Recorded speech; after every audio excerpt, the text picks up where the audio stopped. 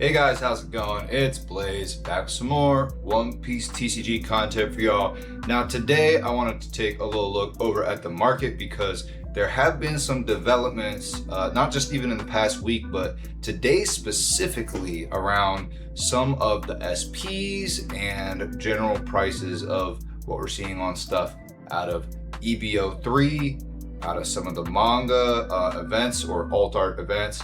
And yeah, just generally some interesting moves and interesting stonk situations, specifically around SPs. So let's go ahead and get into it. As a reminder, if you are interested in this custom Luffy Oda Sig binder, top loader binder from Bench Party TCG, all you got to do to be entered into my giveaway for this binder is like the video, subscribe to the channel, and leave a comment down below, and you will be entered into the raffle for this binder. In addition, you will also be entered to win this OP16 alt art Luffy card right there. Very nice looking card. So, all right, all that said, let's get into it. So first off, I do want to take a look at some of these SPs and some of these events here that have been popping up near the top. If you weren't aware, the Santa Chopper has been going absolutely crazy over the past couple weeks, up to 350 for a, or 375 for a near mint at this point. Pretty nuts. We're not seeing a ton of sales that high, I don't think, but we are seeing them go up to like 300 here today, climbing, you know. Well, no, we actually did see one at 375 yesterday. If you look at that, maybe day before yesterday when this gets uploaded, I'm not sure. I'm trying to get this up tonight though. But yeah, the Santa Chopper going nuts. So as I predicted, if you've stuck around here for a while, you know, this Gear 2 alt art manga event, we're up to 350 on this and still continuing to climb. This was inevitable. I've been saying forever that the Gear 2 panel is one of the most iconic panels ever. It's right up there with Gear 5. And that manga is, in my opinion, still undervalued for how rare it is in comparison to a lot of the other mangas because it is from the EB set. So people who are getting priced out of that are going to inevitably go for this event. And here we are really starting to see that play out all the way up to 350 and seeing like significant sales.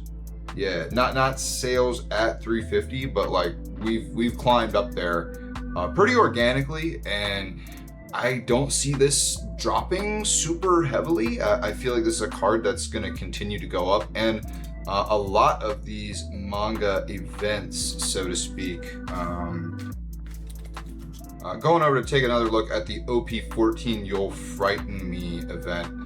Now this is one that I called as being a really safe buy out of OP14, and then it crashed super hard because everything OP14 just super crashed out. But I am still sticking to my guns on this. We're up to like 250 on this now. It will continue climbing. Like you look at this and you say, oh, this card is, my cat's playing in the background right now. Hold on, let me go throw this. You want that toy? Go get that toy. All right, hopefully that'll keep him happy for a few seconds. But you see, like the people who bought this card when it was down here, when it was dipping, not financial advice, but I did say that this would happen. You guys are eating right now, and I don't even think, I mean, this hasn't even like really recovered overall.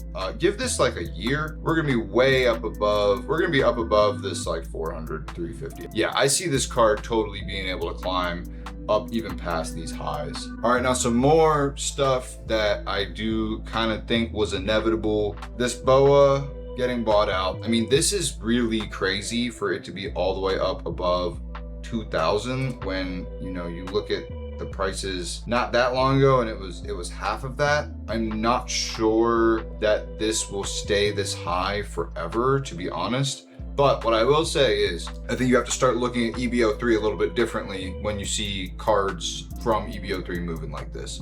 And I do think there's definitely the potential for EBO3 to start seeing some significant gains. Now, will EBO5 come out and kind of dilute that because we're basically getting EBO3 Part 2, like waifu set Mark II type of set coming, you know, right after OP17.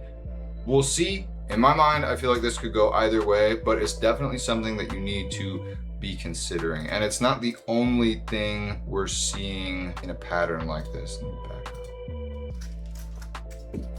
This cat. He's so annoying, but he's so cute. Look at this guy. Yep, I got you on camera. Oh, look at that little lick. We did get a little grim lick there. That's pretty cute.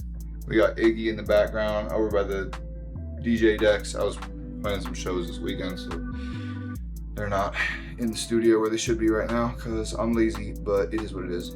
Moving over to some of the other SPs, we have also seen big gains for pretty much all this EBO3 stuff.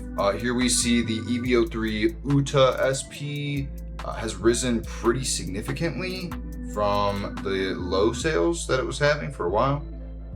You know, down under the 300 range, kind of in the mid 200s for a little while. Not too far under 300, but yeah, we are now up and approaching 400, so pretty significant. Actually, it looks like the lowest verified is 400 right now. So this has been doing pretty well, and it's not the only thing from EBO3 that's seeing these same type of gains. We also see it on the Perona up a pretty good amount here. Also climbing towards 400, which, you know, it has hit before, but we're seeing it start to recover. And yeah, even stuff like the Koala climbing up towards 200, stuff like the Tashigi, you know, climbing up to 170 here, and the Reiju going up to 250. It hasn't fully recovered on the Reiju, but this is still a gain. So we are seeing EBO3 gains pretty much across the board other than the manga, which is kind of what I expected, to be honest. I think if you've watched this channel before, you know I don't love this manga. As a One Piece card, I don't love this manga.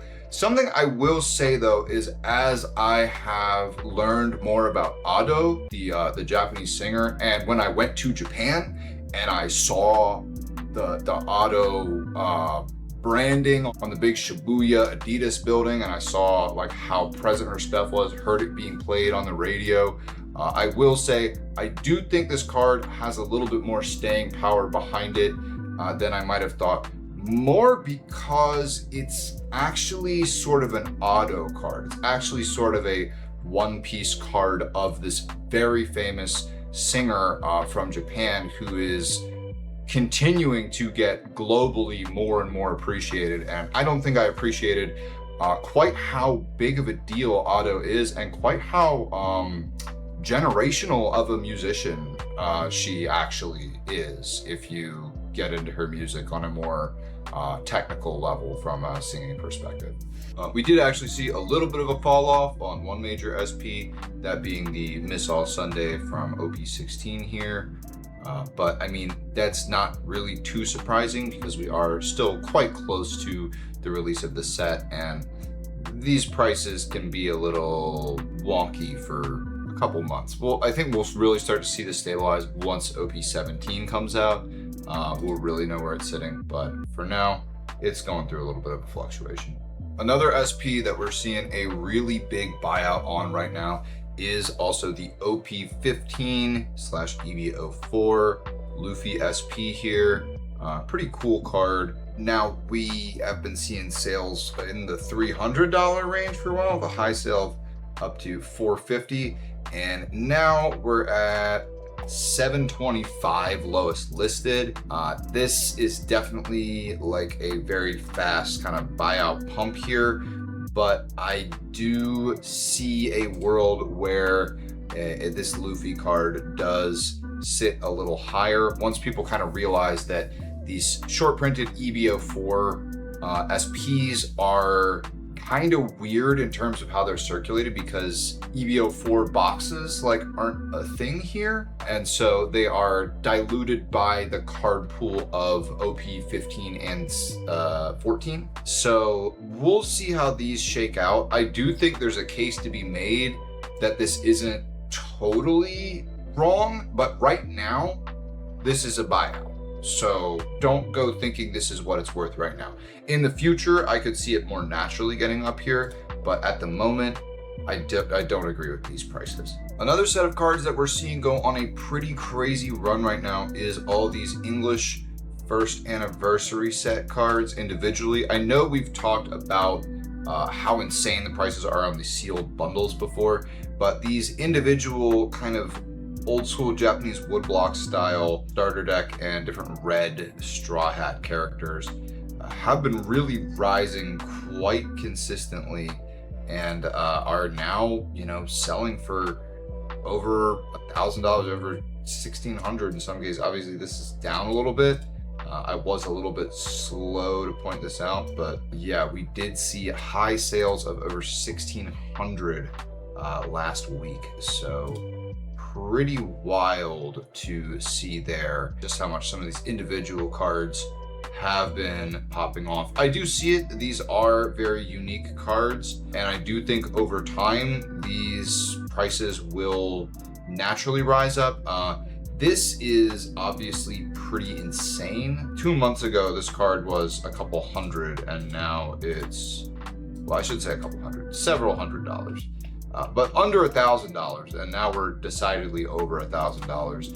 And I'm not gonna go through every single one of them, but that is a trend that we see across all of these first anniversary English collection cards. In smaller scale meta stunk kind of news here with the EBO1 EZO apparently being run pretty consistently in the new Ace deck or new Ace lists that has driven the price up to over $5 on copies of this rare that was selling for, you know, less than $1 not that long ago. But it is from EBO1, actually lowest verified at $650. If you're sitting on a bunch of these because you ripped a whole bunch of EBO1, now's definitely your chance to sell them. I'm not sure that this card will be meta relevant again, but you never know, right? So this just goes to show, you never know when some of these older cards are going to pop off.